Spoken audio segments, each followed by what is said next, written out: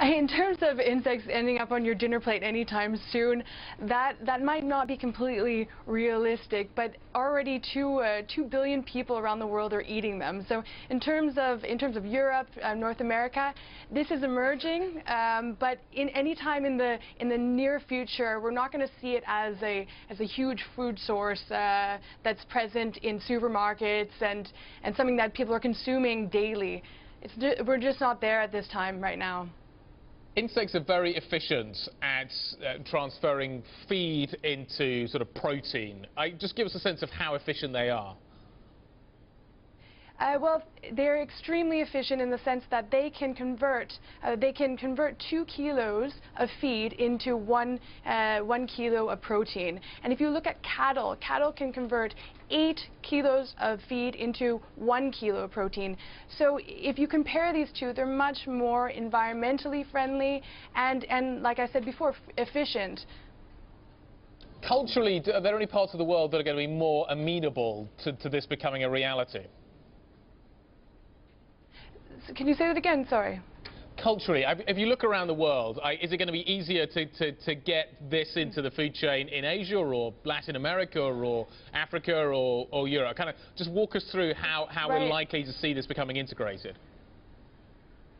Well, right now it's already integrated into the diets of local people in many different countries, and so the issue in terms of Western markets, the integration into markets is going to happen through innovation and creativity in the food industry, and also through restaurants. And so right now we're seeing actually developments in terms of food producers looking at ways in which you can incorporate insects into food and make them delicious for the Western palate.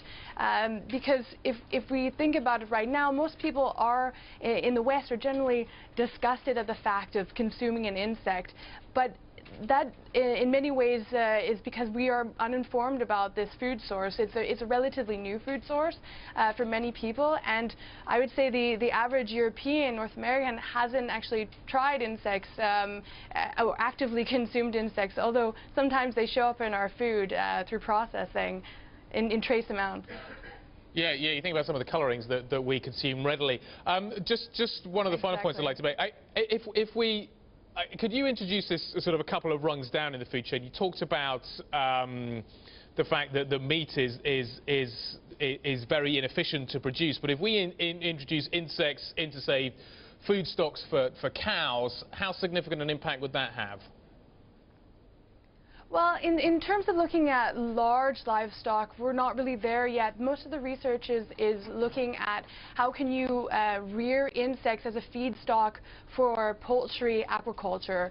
So a little bit smaller livestock, and this is proving quite a substantial feedstock for poultry aquaculture.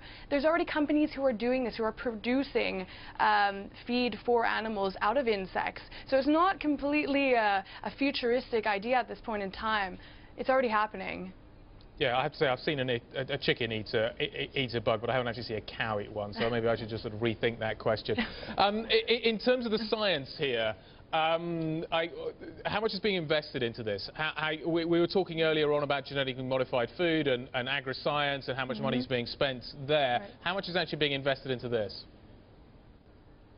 Well, in terms of research institutions, right now, it's an emerging topic within the kind of the last 5 years, and so now we're seeing a lot more funding being put into this area, research grants to consortiums. If you look at the Netherlands, they're really leading in research into this area. Also into grants for helping out innovative ideas to kind of kick off businesses. So it is an emerging topic, and I really think from here on we're going to see it become a lot more realistic and a lot more integrated into research agendas and also political agendas. Any favorite bugs that you like? Well, you know what? I'm very adventurous. I try them all. I like mealworms because they're quite nutty. Okay. I've also tried grasshoppers.